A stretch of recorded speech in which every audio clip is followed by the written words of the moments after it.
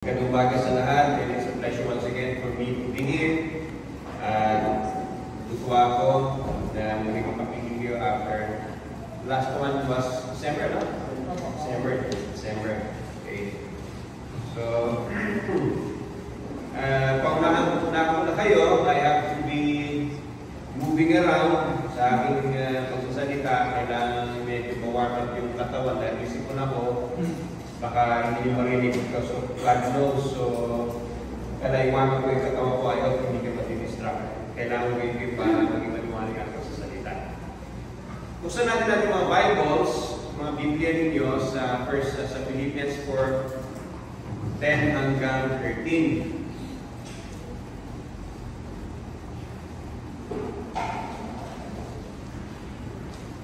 Sana hindi ito nakasanayan na nating basahin at nawalan na ng meaning or naging kasi ng kahulugan nito. And sana bigyan tayo ng Panginoon ng fresh na pananaw, fresh perspective dito sa napaka-familiar na verse na ito. Philippians 4 verses 10 hanggang 13. Basahin ko muna.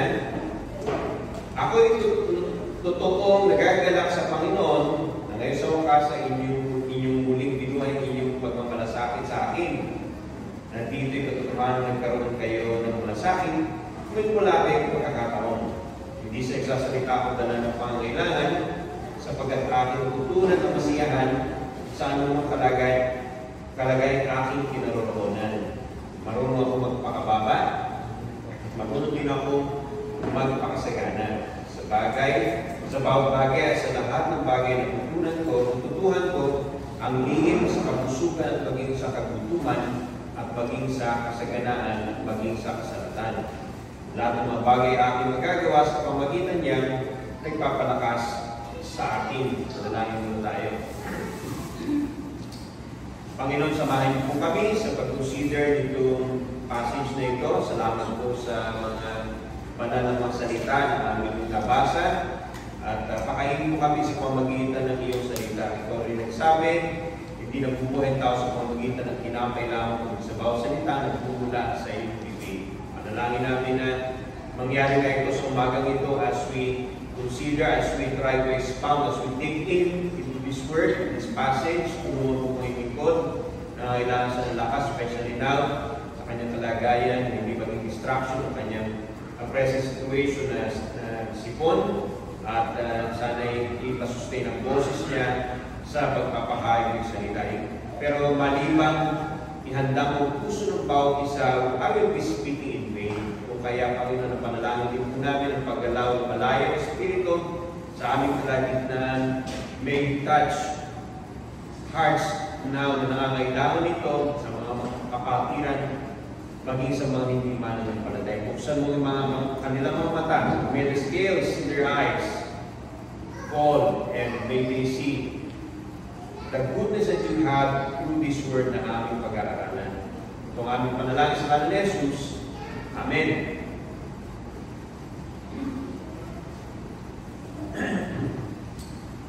Ang title nito ay Supernatural Contentment. Pagiging sa Tagalog, ang tawag dito, yung Tagalog natin dito is parang transliteration na ng English. Contentment, contento. Pero ibig sabihin talaga nitong contentment na English sa Griego, ibig sabihin nasisiyahan. Kapag isang tao ay sufisyente, siya nasisiyahan. Kapag siya ay busog, siya nasisiyahan. Pagka siya hindi salat, siya nasisiyahan. But the word contentment here is yung nga, nasisiyahan. Yun ang ilagay mo na sa isipan natin habang pinag-aaralan ito. At alam niyo ba, na itong verse na ito, verse 13 ng Philippians 4, ay kinote ito ni Stephen Curry. Mababasa niyo yan sa hindi yung mismo verse, hindi mismo yung the entire verse, but the verse Philippians 4:10. Yun ang kanyang nilalagay ko sa kanyang sapatos kapag siya ay naglalaro to tell everybody, I can do this, I can fly high, I can make so many 3 points. I could pass through hurdles. Yan ang sinasabi niya. Pero mga kapatid, misquotation yun. Hindi yun ang context nun. Hindi nyo nga pagkakinot dito, hindi na ang hulugan pag kayo tumakit sa building, pwede kayo lumipad because I can do all things through Christ. Misquoted yun. Pero I will tell you, my pastor, hindi ko alam kung pastor siya o elder, but he's an evangelist. Ang pangalan niya si Nick Vujicic. I don't know if you know him. He is an Australian evangelist at siya ay nagtuturo sa harapan ng maraming tao and he travels around the world. So what's so particular about, what's so special about him? Siya ay isang paraplegic. Wala siyang kamay, wala siyang mga kamay, wala siyang kamay talaga. As in, walang kamay. At ang tanging limb niya ay isang toe doon sa paa. Yun lang. But he preaches. He had been so many true trials. Maraming pagsubok sa kanya. Ilang beses na niya inisip na magpakamatay because of his condition. But through God's grace, through this verse, nakapag-asawa siya, nagkaroon siya mga anak, and he's now traveling around the world telling people, you can do everything through Christ. Yun ang kanyang message. So pag-aralan natin ang ilang bagay. Una yung context, yung introduction muna, and then tatlong bagay na nais kong bigyan natin pansin sa ating pag-aaral nitong passage na ito. Itong ating binasa. Una natin yung paradox nito. Ang paradox itong contemplate na ito. Pangalawa, sino ba yung divine enabler? Sino ba yung nagbibigay ng kapangyarihan para magawa ito?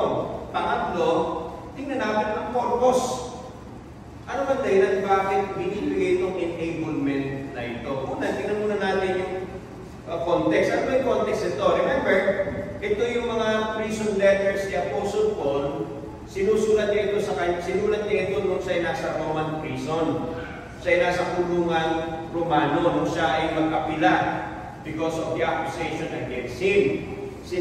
From prison, sinabi niya yung mga famous verses na ito, at kung babasahin ninyo ang buong Philippians, book of Philippians, letter of the Apostle Paul to the Philippians, there is no more happier passage na maririnig ka.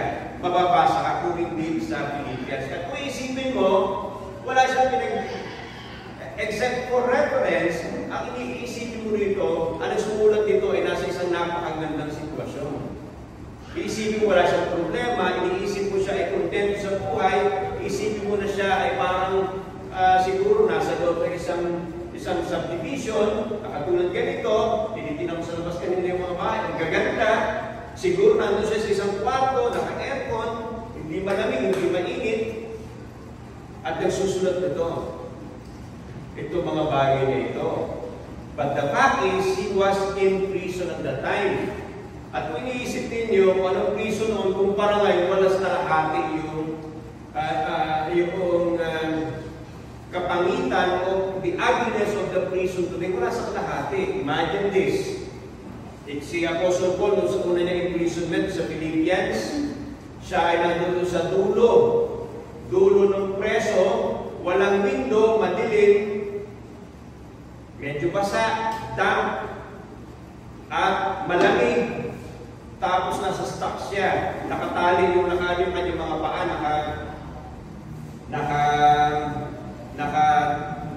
naka-detain doon sa mga kahoy, o kadena yun, hindi makakilos. And together with Silas, they were singing hymns. At kung mabasahin nyo doon, nakalagay doon, and everyone was listening. What's so special about his voice? Kanina, naintindihan ko na kung bakit napasagot si Ate Marieta. Doon sa pag-awag dito kanina ni Brad Rudy, Kuya Rudy. Sabi ko, sino si Pavarotti ba yun? Ayun pala reason bakit nahulog ang loob niya no, ni Ate Marieta. No? Totoo ba yan? Wala siya. Gandang boses. Hindi yun.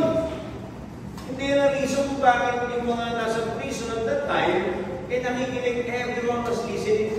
Kasi napagod na sila na makinig sa mga ungol.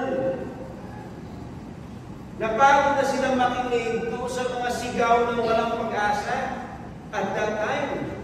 Kapag siguro natutuloy itong preso doon, natutuloy pa, may sisigaw na, palayain niyo ako. Iba naman, ito na naman itong tao ito.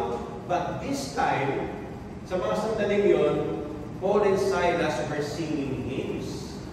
In other words, they were doing the very thing opposite ng kanilang kalagayan. Magagawa niyo ba yun? Magagawa niyo bang maging masaya na lumalaro doon sa putikan?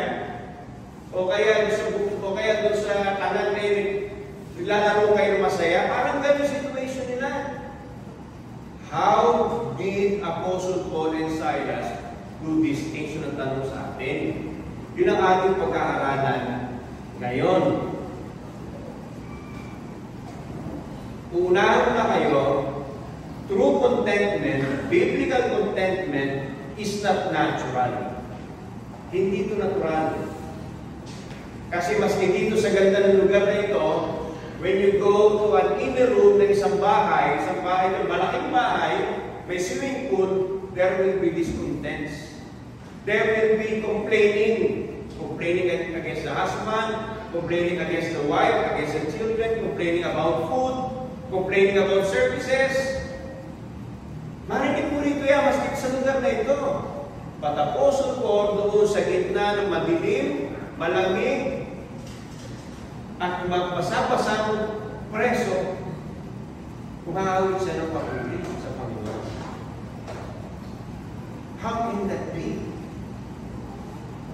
Because true contentment is not natural, but supernatural because it is rooted in Christ's power. So tatlong bagay makikita natin dito sa katotohanan nitong mga passage na ito. Una, makikita natin dito, mapapanaan natin dito yung pagiging soberano ng Diyos, yung biyaya, at yung ugnayan ng pananampalataya kay Kristo. Tatlong bagay na nag-overlap dito sa ating pag-aaralan. So, tingnan natin yung paradox of contentment. Ano ba yung paradox dito? Meron daw siyang secret, sabi niya. Yung sinasabi niya secret, but it is not really secret. Secret ito sa mga ayaw tumingin, ayaw makinig, ayaw maniwala. Diba? May mga taong pinakausap tayo na, anong nagawa yan? Ganito. Ganun pala. Nung ko pa sinasabi sa iyo eh. And there's so many people of that kind sa church, sa iglesia. Ito ang sinasabi palagi ng pastor, ayaw maniwala. Ayaw maniwala. And then suddenly may gagawin siya. Ayaw pala yun. Nung ko pa sinasabi sa iyo. Mga anak, ganun di ba tayo? Kasi sinasabi ng ating mga magulang, sasabihin natin, ayaw pala sinasabi ng daddy ko. The same here. Meron ng sikreto siya ng puso, which is not really a secret and open naman. Maririnig mababasa at nakikita sa kanya. But many don't want to believe and don't want to see that secret. May secret daw siya. Sinasabi niya, ako nang parang secret daw yung pero it's open secret. Sabi niya sa verse 12, sign mo lang. Verse 12, marunong akong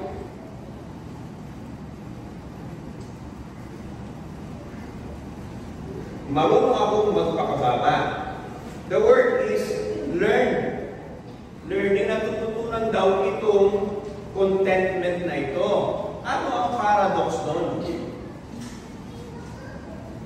Lahat ng kilala nating mga athlete, lahat ng kilala nating mga gumagawa ng mga extraordinary things, no? Natutunan nila yung bago sila kung naging magaling doon. But these things were learned through their effort. Sa pamamagitan ng kanila, sarili, talino, lakas, galing, sa kanilang pagtsatsaga, natutunan nila yun. That's the ordinary way of learning things. Hindi gagaling yung pagsusulat kung hindi ka magsusulat ng gusto. Hindi gagaling yung pagbabasa, hindi ka pinigil sa hindi gaganda yung boses, ang pag-awit, at hindi ka nagpa-practice. You learn those things. Pero yung contentment, being supernatural, it cannot be learned through human efforts. Any human effort will fail. Alam niyo mga kaibigan, kung paano ito natututunan, it is by being broken. Ang tunay na contentment, mga kapatid, at tanungin natin ang sarili, bakit ba ako mareklamo? Bakit ko maraming hindi nakikita na mabuti kay Kristo? Mabuti sa kalagayan. Ano kaya ang reason kung bakit puro ako reklamo? You know what? Because you're not broken. Hindi ka basag sa harapan ni Kristo. This can only be learned not through human efforts, but by being broken before Christ. Yung basag, yung durog ang puso, kaya sabi ng Panginoon sa Matthew 5, kung sa mga bayan, the Sermon on the Mount, yung blessed are the poor in spirit. Blessed are those who are broken before Christ. Why? For Christ to make him whole. So maliban, mga kapatid, maliban ikaw ay basag, durog sa harapan ni Kristo, you cannot learn true contentment. Hindi kayo matututo. You will see your husbands or your wives, yung pangit sa kanya, makikita mo yun. Because you think you're whole. Hindi mo ma-appreciate yung luto niya, yung effort niya. Bakit tingin mo buo ka eh? But when you're broken, when you are in pieces, before the cross of Christ, everything is but grace. And you will be content.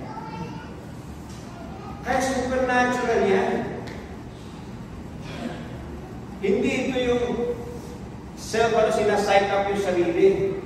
Di ba ganun ginagawa? Sinasike up yung sarili. But we will talk about that later. Pansinin natin, si Apostle Paul sa verse 12, sabi niya, natutunan ko maging puno, maging wala, natutunan ko marami, kung paano maging masaya sa marami, maging masaya sa kaunti.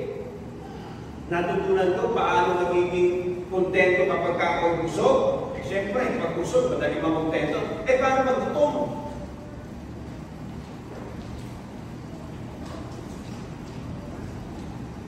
He remained content in whatever circumstances. Sanctification through contentment can only be taught by God through trials. Madaling maging kontento kung wala tayong problema. Pero pagka dumating na yung mga bagay na hindi natin gusto, can we still be content? Alam niyo, yung mga Stoics, I don't know how to pronounce it, Stoics, it's a Greek philosophy. Pag makikita niyo sila na anumang sitwasyon sa buhay, nakaganda sila para silang kontento. Wala silang reklamo, wala silang basta sila ay mga sanay na sanay sila sa hirap, sa mahihirap na bagay. Pagka magaganda yung bagay, paliwala sa kanila. Yun ang tinatawag na human effort. Pero hindi yun ang paraan ng tunay na contentment. It is but grace, biyaya ng Diyos lamang. Yung sinasabi nitong learn,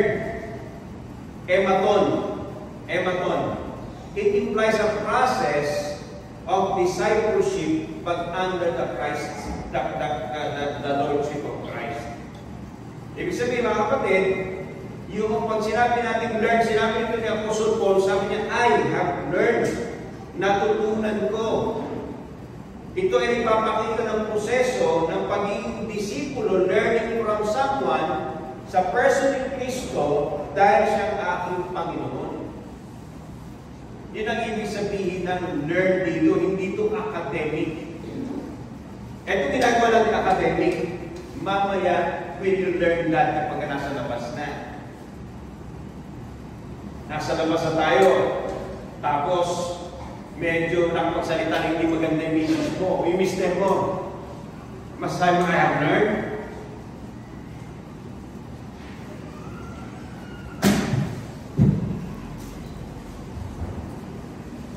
Pagka meron tayong mga hindi nagugustuhan sa bahay, hindi nagugustuhan sa church, ay naku, napakarami yan, ano? Will you say you have learned? Tututunan ba natin? O masarap lang pakinggan pagtuturo, pero yung application iba usapan na yun. So, tanong yun ang una, no? Yung paradox. Can you learn how to be content? Masaya sa kabila ng hindi masayang kalagayan? Can you do that? Can you learn not by exerting effort, human effort, but by being broken in the presence of Christ? Kaya kami yun. Sabi nga natin, it is not by effort, but by grace. So, pangalawa, divine enabler. Sinabi ng Panginoon dito, sinabi ng Apostle Paul dito, verse 12,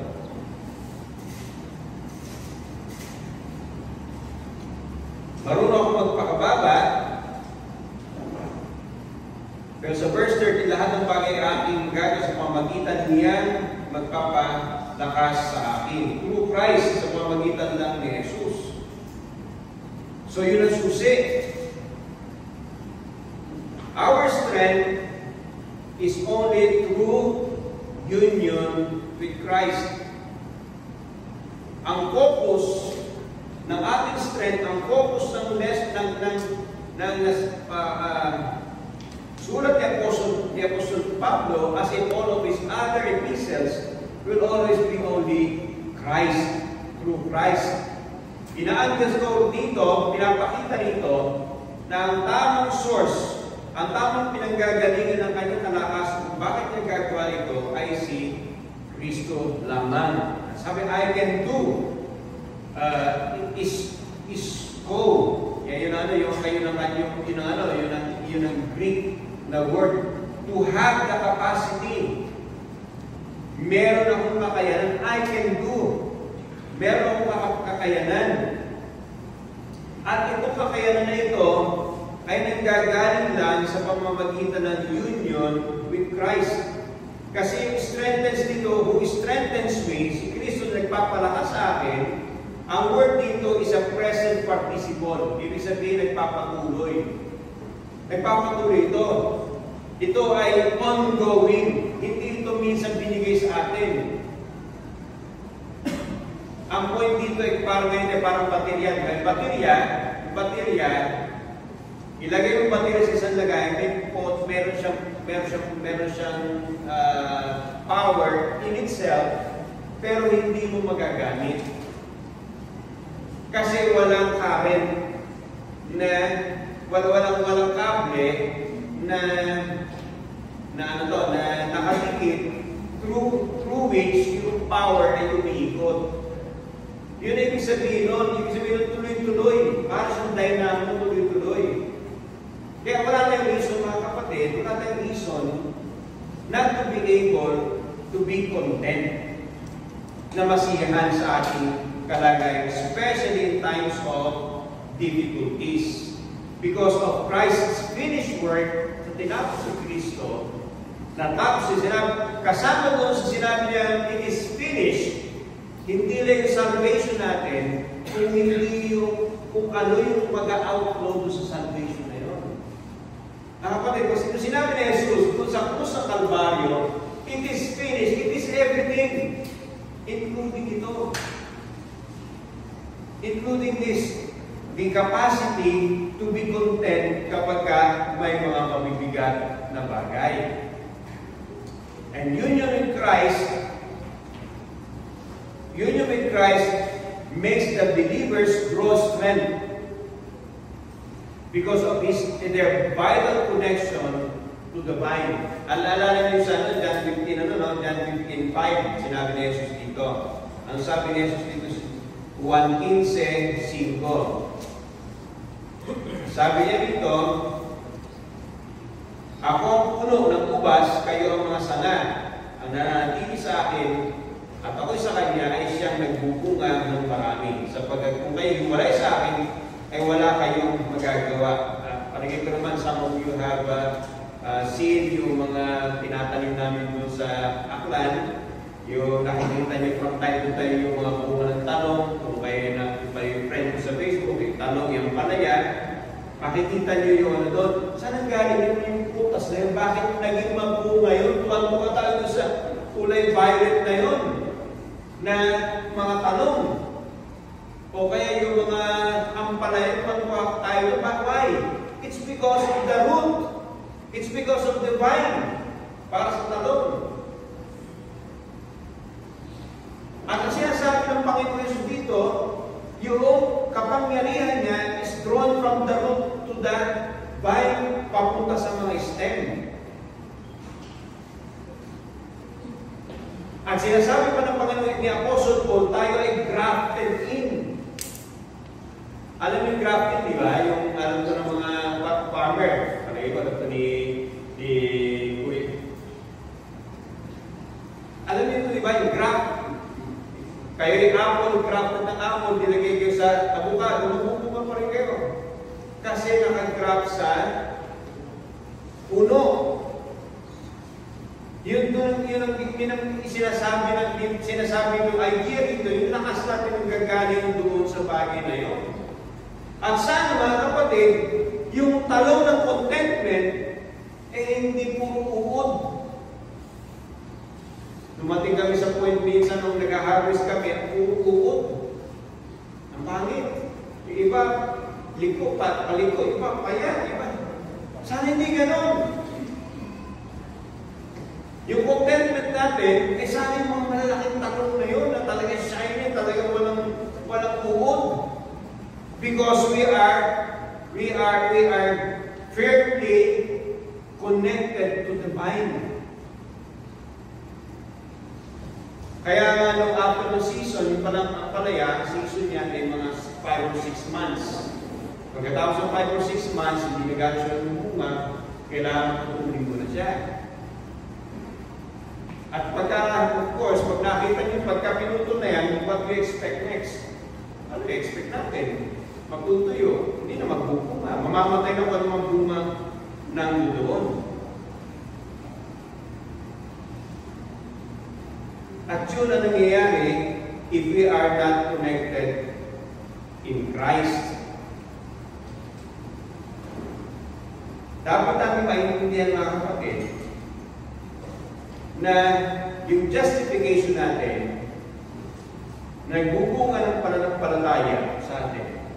Hindi ito para lang tayo maligtas. Yun na kasi emphasis sa ating panahon yun, di ba?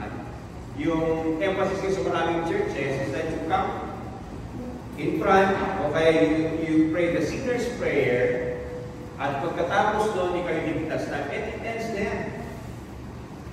Natapos na, yung pagkakain hindi na natapos na yung possibility na ako mapausahan sa ating mga kasalanan because I am already saved. Bakit? I made the sinner's prayer.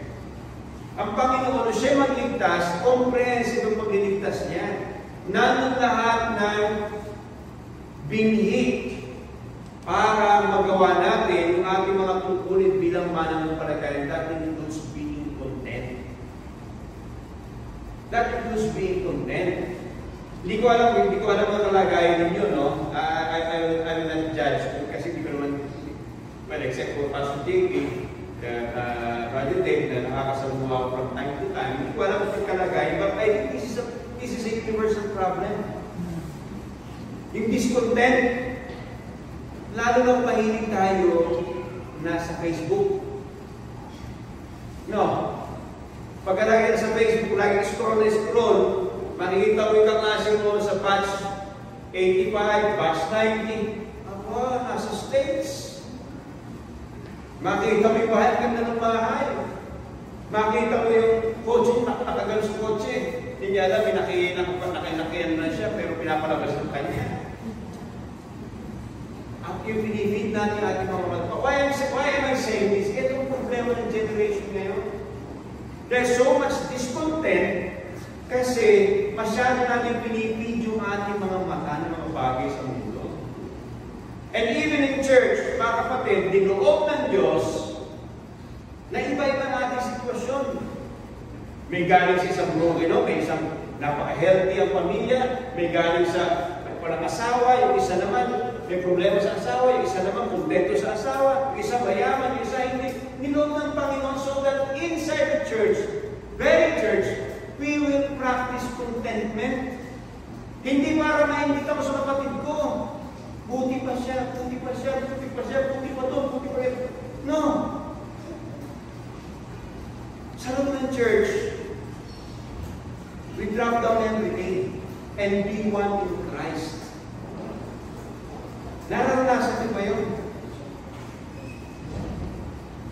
Sana nararanasan niyo dito yung pagkakais sa isa loob na iglesia. Hindi kinikita mo si kapatid na ito kasi laki ng kita niya. Kinakikita mo si kapatid kasi buong pamilya niya.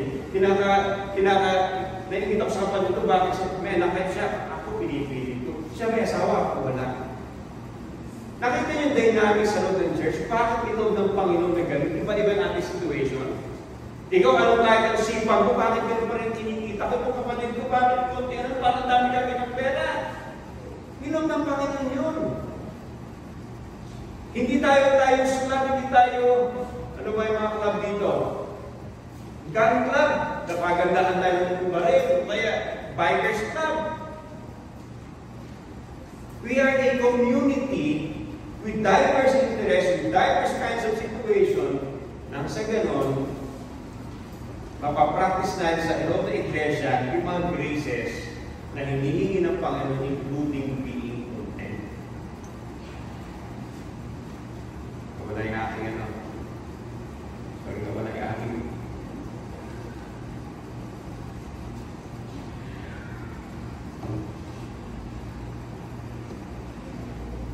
Okay.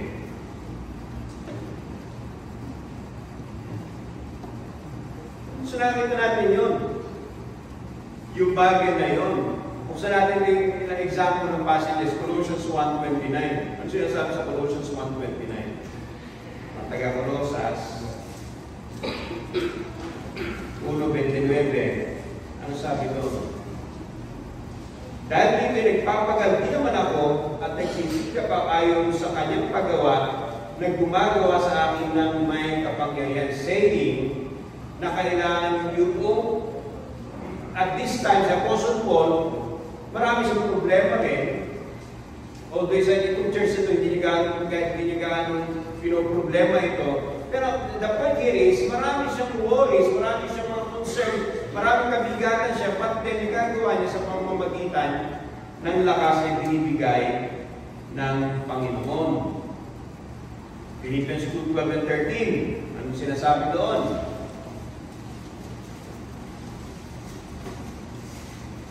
2:12-13. Kaya't nga, mga minamahal ko, kung paano lagi ninyo akong sinusunod, hindi lang sa harapan ko, kundi higit ngayon na ako ay hindi ninyo kasama, ay sagawa ninyo ang inyong sariling kaligtasan na may takot at panginginig, sapagkat Diyos ang gumagawa sa inyo, maging sa pagnanais at sa paggawa para sa kanyang mabuting kalooban. Ano ba yung sinasabi rito ng Panginoon? Katulad sinabi ko kanina, ni Apostle Paul pala, katulad sinabi ko sa inyo kanina, contentment is a supernatural word.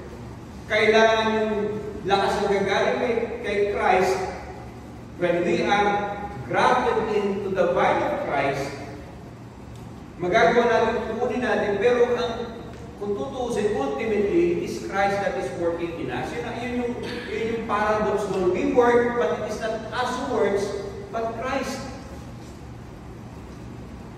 Ito yung paradox. Ito yung palaging paradox pagdating sa gospel. Lagi dapat nagtatapos kay Kristo. Ngayon, pangatlo. Medyo mabilis tayo. Pangatlo. Ano ang purpose? Bakit ini-empower tayo to be content in whatever situation that we are in. Ano bang dahilan? Bakit tayo nilalagay ng Panginoon sa mga situation at nang sa ganon, magawa natin yung ating tungkulin to show to others who Christ is through us being content. Alam niyo kung kayo isang nawawalang kaluluwa, kung kayo ay mga parang ako dati, of course, I began believing in Christ when I was already in my 20s. Ano muna akong hinahanap? Ano ba yung unang hinahanap nung ikaw ay naghahanap patungkol sa Diyos? Ang hahanapin mo at ginagamit usually ng Panginoon ay mga tao. May isang klase, tatahitahimik, nung high school ako, kahit tahitahimik siya, na hindi madaldal, tahimik na siya. She's composed. Samantala ako nung marami rin iniisip, marami akong mga angst. Ang tawag ng angst, ano nga ba sa Tagalog ng angst? What's angst in, how do we explain that? Parang maraming, alam nyo na, yung teenager. Marami sa mga issues sa mukha, issues sa katawan, issues sa pera, issues sa magulang, issues sa school. Alam nyo naman siguro yun. Sino hinahanap ko at that time? When I was lost, I was looking for a person na makikita ko yung kanyang pagiging composed. At doon ako na-attract sa klaseng yun, babae siya. Hindi siya rowdy, hindi siya maingay, tahimik lang siya. Doon nagsimula yung aking journey sa pananampalataya. At kung ako ay mapunta sa pananampalataya meron ako ngayon, saan ako na-attract sa mga tao na nakikitaan ko na stable. How do you invite people here? Ano in-invite mga tao rito?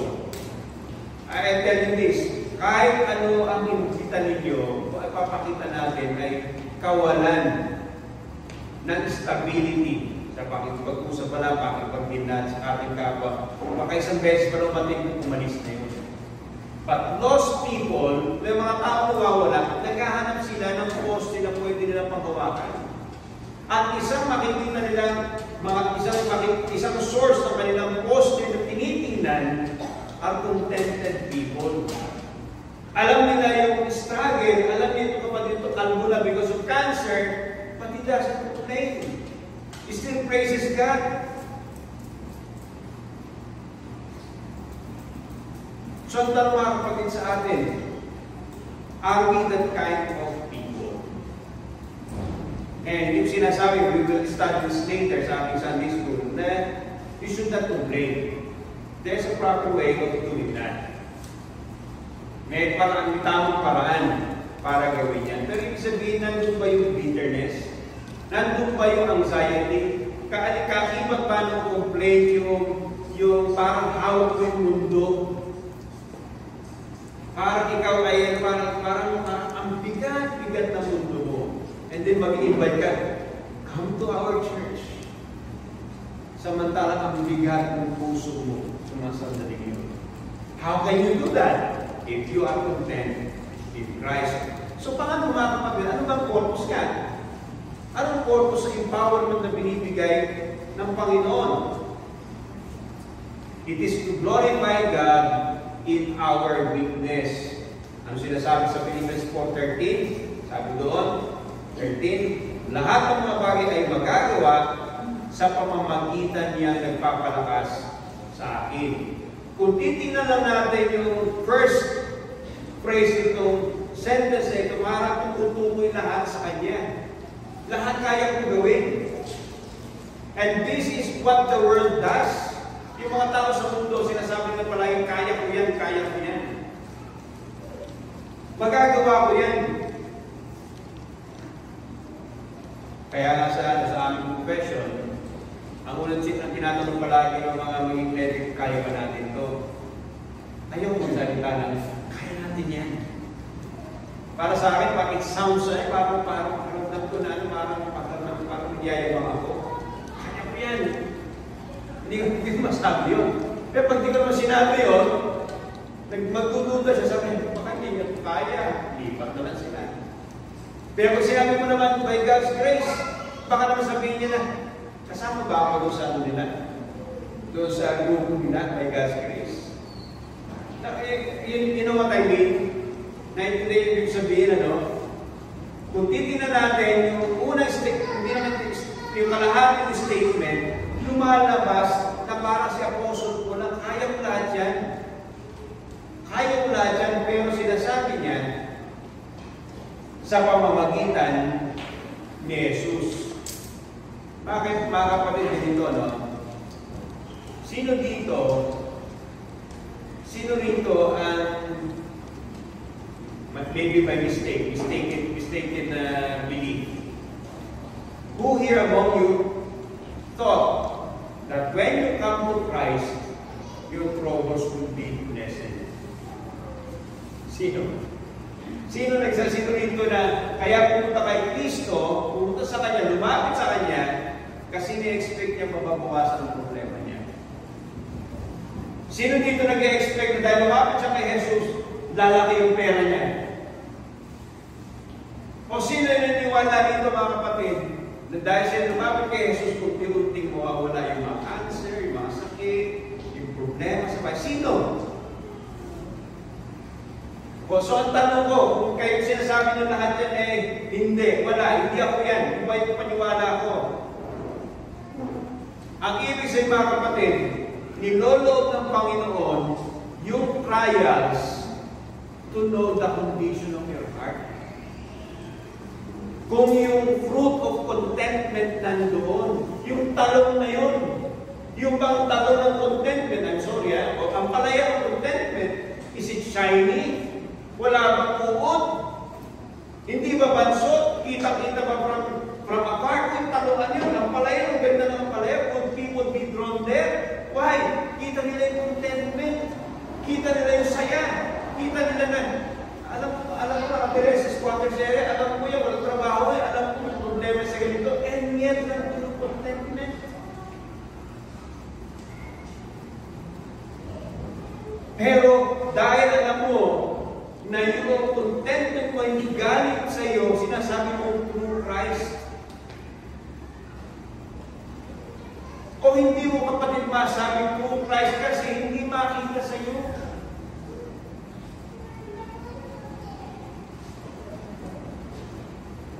Yun ang tanongin natin.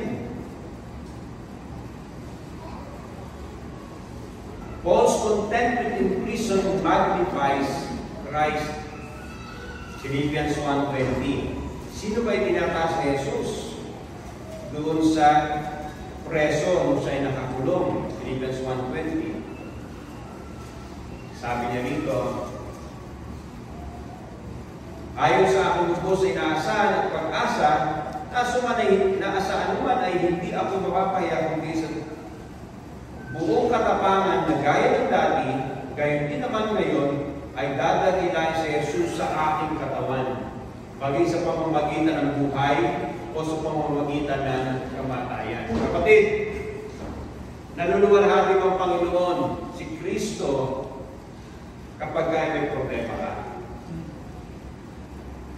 Kapag meron mang dinadang pagsubok na malalim.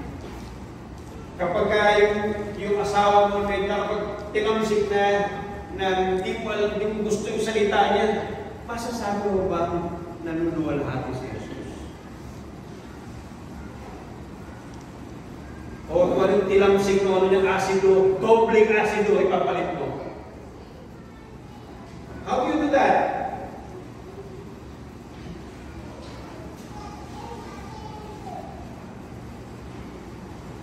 Paul's contentment in prison magnifies Christ.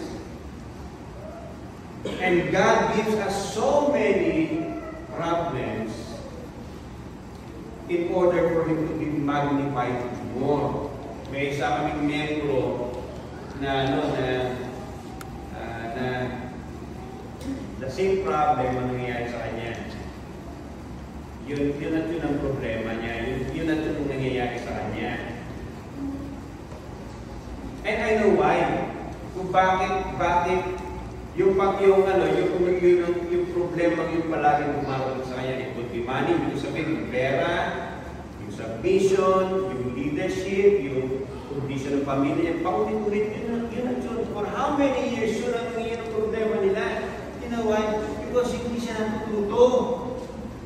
At kung anak ka ni Kristo, kung ikaw'y tunay na mananampalataya, hindi niya hahayaan na ikaw'y lumampas ng test, hindi ka pumapasa. Si Jesus, ang ating Diyos, ang ating Panginoon pinaglilingkuran, is a diligent teacher. Tayo mga minsan bumibigay tayo sa ating mga anak. Di ba? Iba pa nga rin, sinusulan yung teacher para tumaas yung grade. Pero ang Panginoon Jesus, hindi ganun. Bibigyan ka ng trial. At paulit-ulit yung trial, babalik at babalik sa'yo until you learn. Until you become content. At sasabi ang Panginoon, hindi ko kaya ito, but then, sana ang palayaw ng contentment ay hindi na tulog. For the glory of Christ.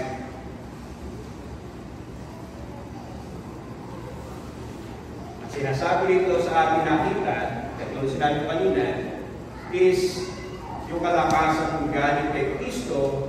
At mga kapatid, meron din purpose yung mga pagsubok Ang sabi nga ng Panginoon ni Apostle Paul sa 1 Corinthians 8, yung mga pagsubok na yan ay temporary, yan ay light, yan ay panandalian lang, at kung ikukumpara sa eternity ng ating mamanahin kay Kristo. So application, medyo napabilis ako, no? At sana hindi kayo, ako kahit anong kilos ko rito, malamig pa rin. So, how much more kayo dyan? Apat na lessons natin. Kapatid, sabi nito ni Apostle Paul, I can do all things through Christ. Ano may all things na yun? Ang sinasabi niya rito is yung contentment niya in all things. Magagawa ko all things. Ano yung ang sinasabi rito? Kapag ako discouraged, pwedeng lumakas ang aking katulungan. Kapag ako nagagalit, pwede ako matulog. Pagka ako ay naging unreasonable, pwede mabalik ako sa reason. Anything negative, pwede maging positive according to the scriptures through Christ.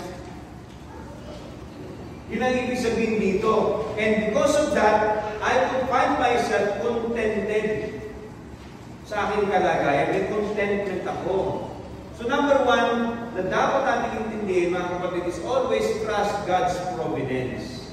Pagkatiwalaan natin yung providensya ng Panginoon. Kaya sinabi yung all things kasi sinasabi niya rito, pinagkakatiwalaan ng Panginoon sa lahat ng mga pagkakataon. Nung ako'y bata ko mananampalataya, may mga pagsubok ako na saan sabi ko sa Panginoon, wag ito, kahit ito na, wag lang ito. But you know what? Ibibigay ng Panginoon yung ayaw mo. Hindi niya ibibigay yung gustong trial. Kung baga tayo elementary o high school, sabi natin, di bali ng puro ano subject kaya yan? Puro science, puro wag lang math. Ay bibigay siya ng Panginoon math. Nang sa ganon, pagkakatiwala mo siya, you will be broken before Him and He will make you whole at bibigyan ka ng kakayanan to finish that test. Therefore, we must submit to His ordaining hands in trial. Bakit? Bakit tayo magpapasakop sa Kanyang kamay sa panahon ng pagsubok? Why? Because He designed those trials for our holiness. Lagi tayong nananalangin para tayo ay kumanal. Isa sa mga prayer palagi ng misis ko, maging ako, nung bata-bata pa kami, kasi may mga anak na kami. Lord, give us patience. Bakit namin i-pray patience na yun? Kung isa kami na talagang pinuprobo kami, alam niyo pindutin kung saan yung pwede pindutin para magalit ka. Alam niyo nangyari? Kung saan? Please, give us patience. Ang dami na nalang pinindot. Anak namin yun.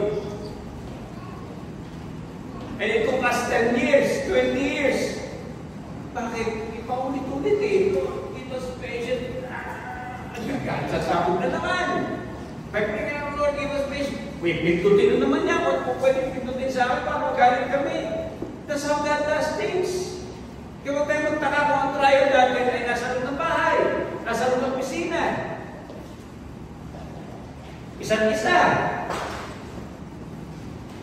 Huwag tayo magtataka. Ang question is, will we be contented sa situation natin? I'm not saying na pabayaan mo na siya. Bahala ka dyan, bahala ko dito, magiging masaya ko dyan. It's not that. May mga pamamaraan para paano ayusin yun. That's why there's church discipline.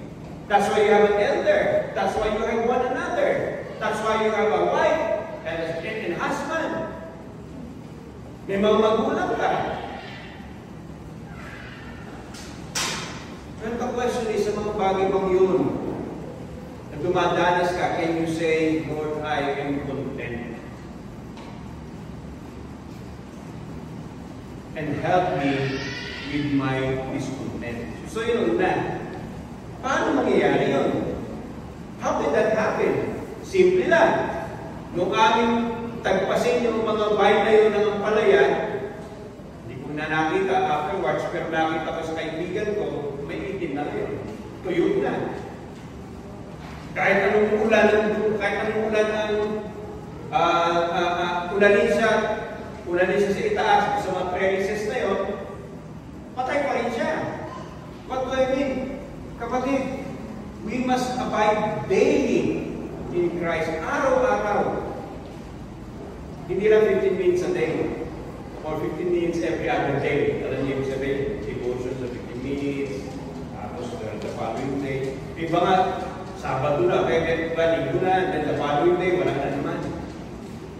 Kung kayo, take this test. Take this test. Take this observation.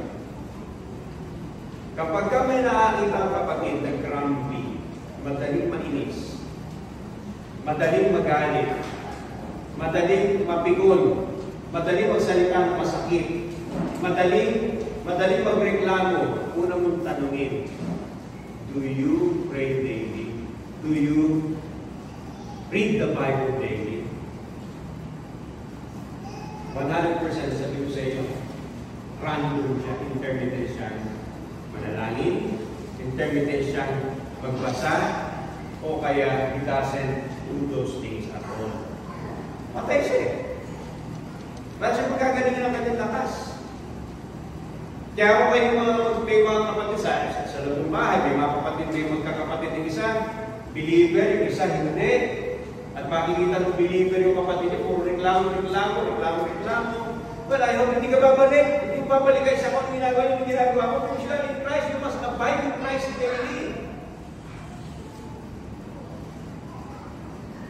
At kung kayo mag-asawa, isa mareklamo, isa hindi. Ayaw hindi, hindi mo babalikan siya kung kayo sasabi kay man ng palataya.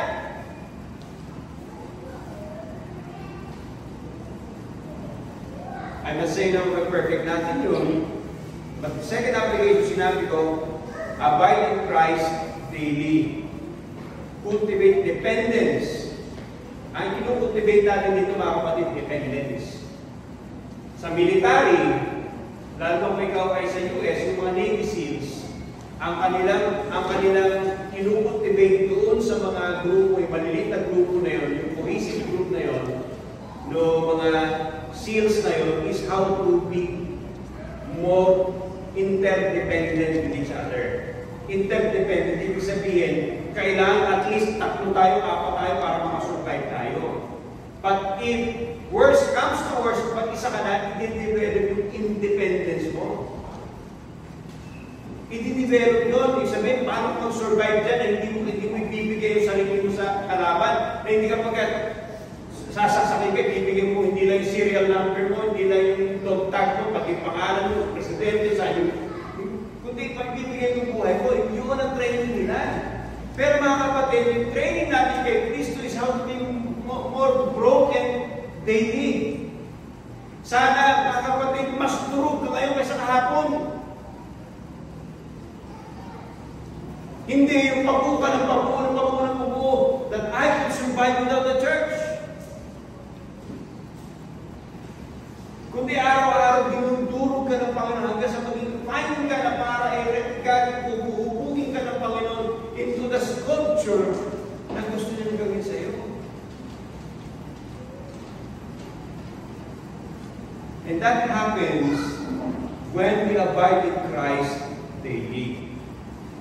Dahil ganun mangyayari, nadudurog tayo, inuhubog tayo ayon sa gusto ni Jesus, we cannot display Christ's sufficiency.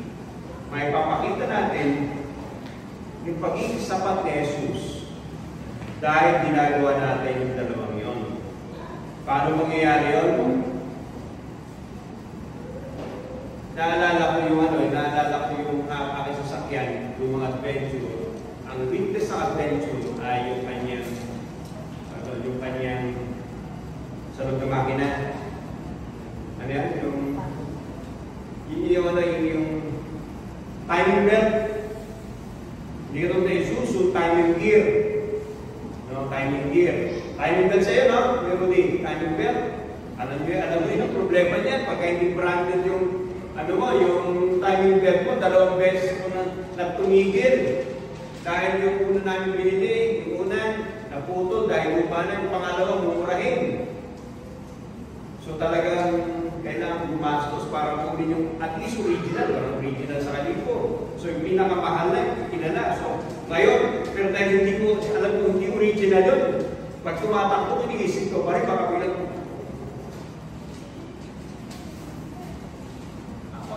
what's the point here?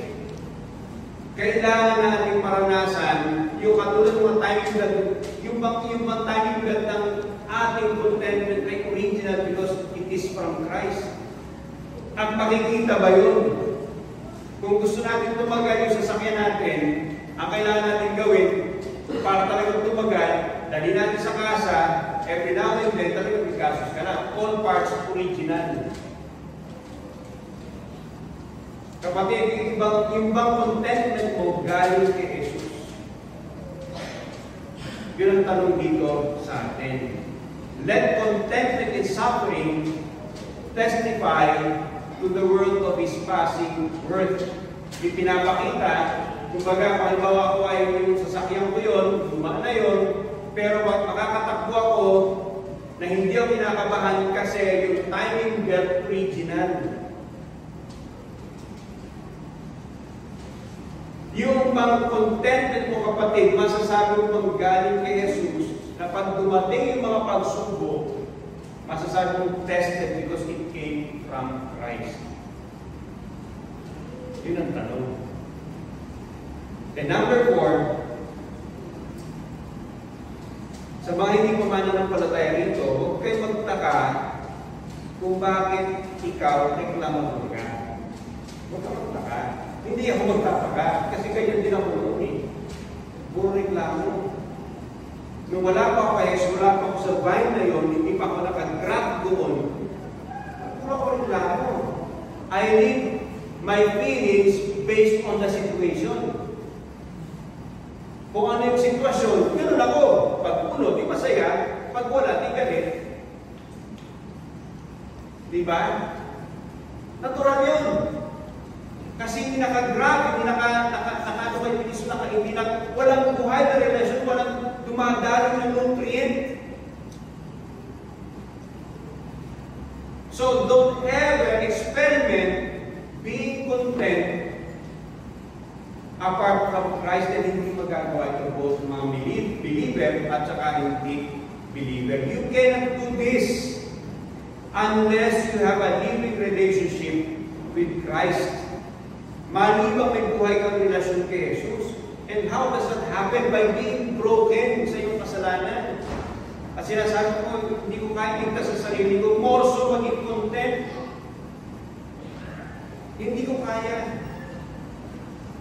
So kailangan akong magdurog sa harapan ni Jesus. Nang sa ganun mabuhay ako muli. Mamold niya ako ayon sa gusto niya. And then from there, yung vine, yung stem na kung anong ako, ay magpuproduce ng bunga. Sabi ni Jesus sa John 15:4, abide in me, manatili kayo sa akin, and I in you. As the branch cannot bear fruit by itself, unless it abides in the vine, neither can you. Ikaw nagsasabi, kausap niya rito yung mga mananampalataya.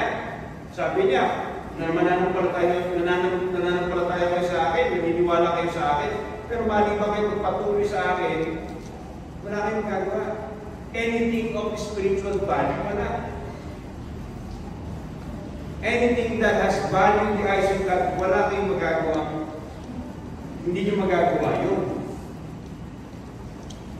So kung yun ay sa mga hindi kung yun ay sa mga disipulo ni Jesus, how much more sa mga hindi nananampalataya kay Jesus?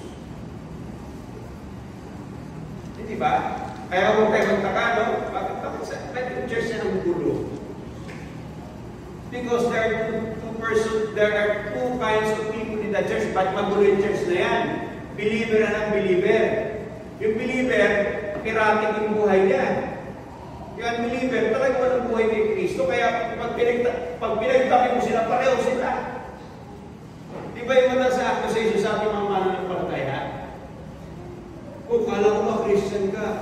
Eh, bakit ganyan ang buhay mo? Walang binigay ko sa akin.